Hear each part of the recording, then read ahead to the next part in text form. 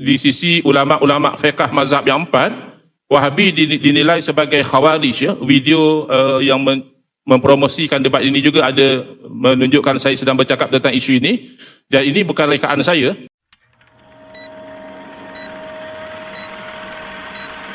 Di sisi ulama-ulama fiqh mazhab yang empat, Wahabi dinilai sebagai khawarij ya. Video yang mempromosikan debat ini juga ada menunjukkan saya sedang bercakap tentang isu ini, dan ini bukan rekaan saya.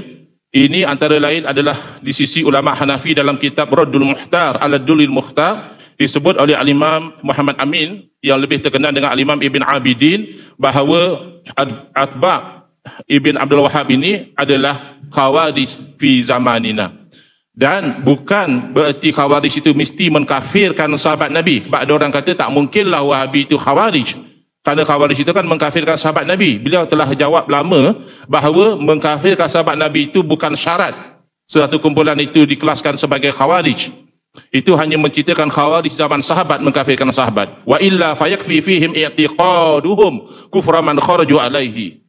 Sebab sekiranya tidak, memadailah khawarij itu mereka meyakini kafir orang yang mereka melawan, sebagaimana yang berlaku pada zaman kita, iaitu zaman Al-Imam Ibn Abidin, fi atba'i Ibn Abdul Wahhab alladzina kharaju min Najdin, pada golongan Wahabi pengikut anak Abdul Wahhab yang bangkit daripada daerah Najd, iaitu daerah Riyadh ya sekarang ini. Wa tawallabu 'ala al-haramain, dan mereka pernah merampas dua tanah haram daripada khilafah Utsmaniyah, dan juga mereka itu yantahiluna madhhab al-Hanabilah, mereka mengaku menyamar sebagai mazhab Hambali. Terbukti ulama-ulama Hanabilah sebenar menolak fahaman Wahabi sebagai ahli sunnah wal jamaah, dan itu menghalalkan darah umat Islam, ada disebutkan di situ. Begitu juga di sisi ulama Maliki. Al-Arif Billah Syekh Ahmad As-Sawi Al-Maliki dalam tafsir Jalalain, hasyiah kepada tafsir Jalalain, telah menerangkan bahawa ayat afaman zina lahu su'u amalihi farahu hasana itu dikatakan ini turun kepada golongan khawarij, yang mana mereka ini menyelewengkan ayat Quran. Jadi ada ramai orang terkeliru, tidak mahu menerima bahawa aliran Wahabiyah ini sesat, kerana mereka mengatakan Wahabi kan mereka berpegang dengan Quran dan Sunnah. Memang ya, Wahabi tidak menolak Quran dan Sunnah. Kesalahan besar Wahabi adalah menyelewengkan tafsir Al-Quran dan Sunnah. Ya, cuba lihat di sini. Waqila hadhihi al-ayatu nazalat fil khawarij allazina yuharrifuna ta'wil al-kitabi was sunnati wa yastahilluna bizalika dima'al muslimin. Dengan salah tafsir itu mereka menghalalkan darah orang Islam wa amwalahum, dan harta benda mereka, kama huwa masyahudul an fi nazairihim wa hum firqatun bi adil Hijaz yuqalu lahum al-wahabiyah, iaitu satu firqah di tanah Hijaz ya, iaitu dia dinamakan sebagai golongan Wahabi ya. Ini di zaman Imam Ahmad Al-Sawi rahimahullah taala. Dan di sisi ulama Syafi'i juga sama, misalnya dalam kitab Misbahul Anam fi Radiyah Syubahil Bid'ah An-Najdi allati adalla bihal awam ya. Jadi Syekh Abdul Wahhab digelar oleh ulama sezaman beliau sebagai ahli bid'ah dari Najd. Kenapakah ulama Syafi'i menilai bahawa golongan Wahabi adalah khawarij? Itu berdasarkan daripada hadis-hadis Nabi sallallahu alaihi wasallam, kaqaulihim min Najdin, sebagaimana disebutkan mereka ini terbit daripada daerah Najd, dan mereka ini daripada arah timur. Wasimahum at-tahliq, dan tidak ada sebelum daripada Wahabi golongan ahli bid'ah yang menjadikan syiar mereka itu membotakkan kepala. Dan ini diakui oleh tulisan tokoh Wahabi sendiri dalam kitab Ad-Durarus Saniyah juzuk 9, iaitu fanahliku ra'sahu ghamman lahu, bahawa orang yang mereka anggap tidak sefahaman dengan mereka, lalu mereka cukur botakkan kepala dia ya. Ini tidak berlaku kepada firqah-firqah yang lain. Juga di sisi ulama Hambali, Wahabi dinilai sebagai khawarij. Kenapa? Ada ciri itu. Yaqtuluna ahlal Islam ya, mereka memerangi orang Islam, wa yad'una ahlal awsan, tapi membiarkan kepada orang-orang kafir ya. Ini kita boleh lihat misalnya semenjak fahaman ini tersebar di tanah Hijaz, mungkin negara-negara lain ada pernah berperang dengan negara haram Israel, Jordan, Syria, Iraq, Mesir. Tetapi di tempat yang bertapaknya fahaman Wahabi ini, setahu sejarah kita, tidak ada lagi berperang dengan negara haram Israel, tapi ada terlibat menyerang Yaman dan sebagainya. Ini ada ciri-ciri yang disebutkan dalam hadis. Termasuk juga tahliq ya, mencukur botak kepala ini juga dilihat sebagai tanda-tanda khawarij. pada Wahabi. Dan membunuh orang Islam ini dicatat oleh mu'arikh Wahabi sendiri, iaitu ciri Khawarij, seperti Ibn Ghanam. Bahkan Ibn Ghanam menganggap majoriti umat Islam sejurus sebelum daripada kebangkitan Muhammad Abdul Wahab bergelumang di dalam kesyirikan. Ini takfir jama'i. Sejurus sebelum kebangkitan beliau, ramai ulama-ulama ahli sunnah wal jamaah. Kemudian dalam kitab Tarikh Najd, ini terbitan kerajaan Arab Saudi sendiri, Unwanul Majdi fi Tarikh Najd, Ibn Bishir juga mencatatkan pembunuhan-pembunuhan yang dilakukan oleh golongan Wahabi terhadap umat Islam yang mereka labelkan sebagai musyrikun, sedangkan mereka menggelar diri mereka sebagai muwahhidun, orang yang bertauhid. Fatwa saudara beliau sendiri, fatwa Abu Hafaz Umar, fatwa Syekh Ismail Tamimi dan lain-lain, termasuk juga Universiti Al-Azhar, semua itu menjurus kepada menilai Wahabi bukan ahli sunnah wal jamaah, tapi adalah firqah dhallah yang bercirikan dengan ciri-ciri Khawarij. Khawarij dikatakan Wahabi ini Khawarij. Kenapa? Ini pandangan sebahagian ulama, kita setuju yang disebutkan, para ulama yang berbeza dengan Wahabi mengatakan mereka ini Khawarij. Satu, kerana mereka bermudah-mudah mengkafirkan umat Islam. Bab ini saya sekali lagi saya minta maaf rakan-rakan Asy'ariyah. Saya tak minta maaf dengan rakan-rakan Aswajalah, tak apa, saya minta maaf dengan rakan-rakan Asy'ariyah, kita berkawan, tapi kita kena akui ada pandangan mazhab yang keras, ada dalam Wahabi dan ada dalam Asy'ariyah.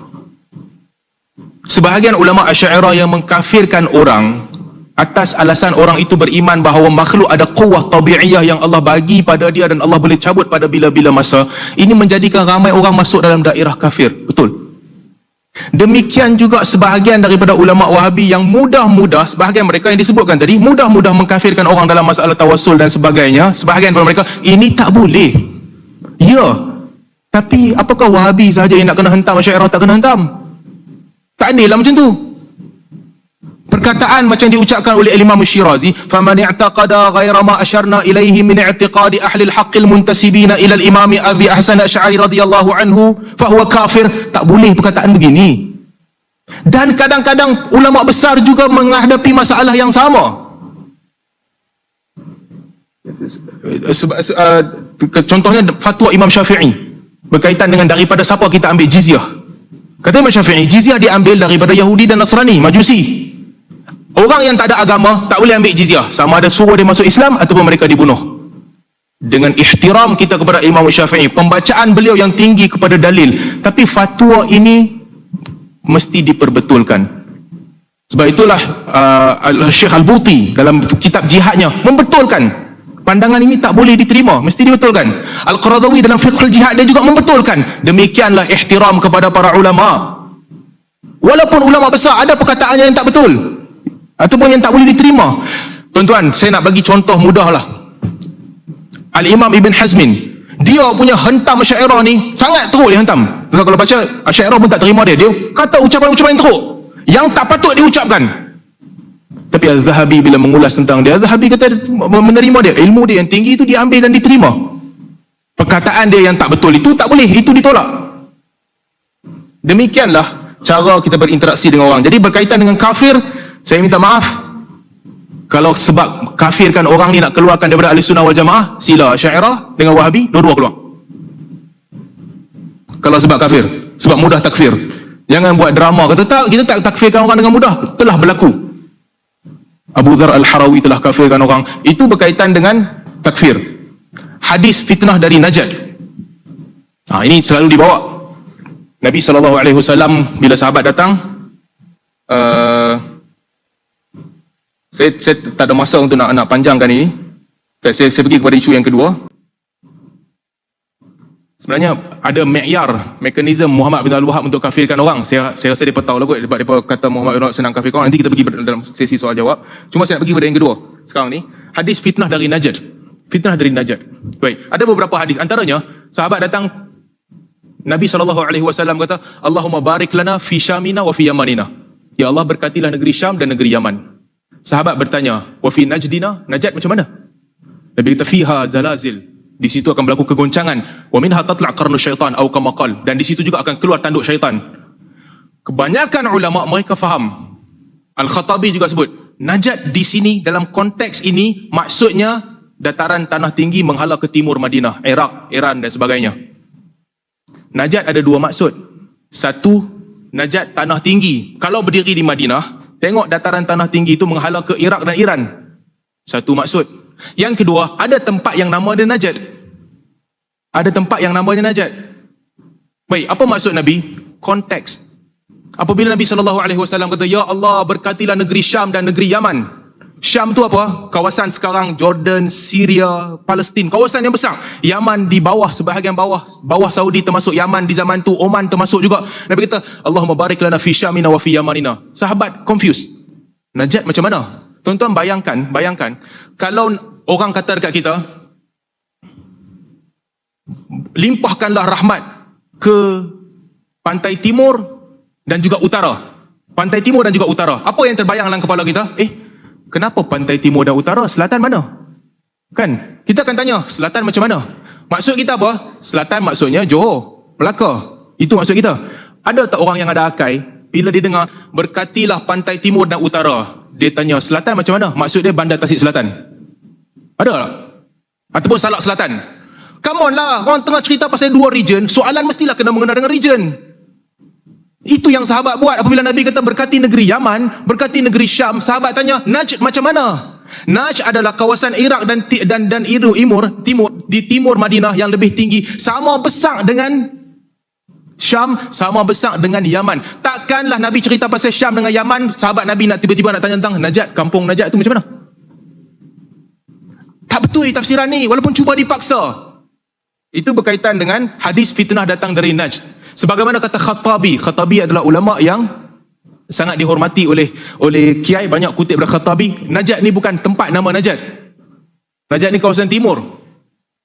Cukur kepala. Katanya Wahabi suka cukur kepala orang. Ini dijawab dalam Durasaniyah anak Muhammad Abdul Wahab. Apa katanya?